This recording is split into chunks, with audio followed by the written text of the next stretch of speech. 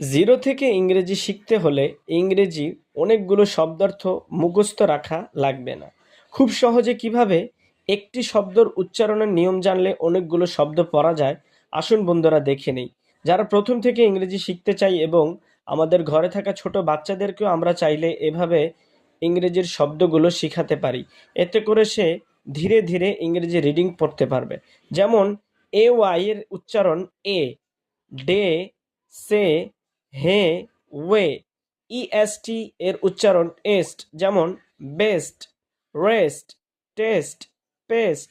IST এর উচ্চারণ ইস্ট, যেমন list, fist, mist, wrist.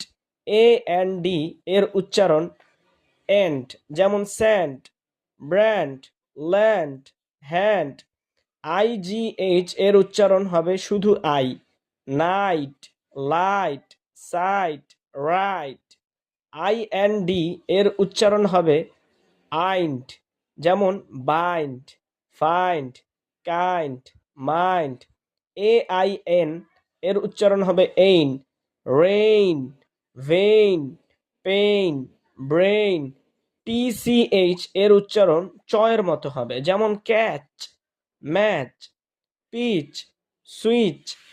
PR এর উচ্চারণ হবে প্র, এরকম, যেমন press, price, profit, product. AR এর উচ্চারণ হবে আর এর মতো, যেমন স্টার, মার্কেট, গার্ডেন, স্মার্ট।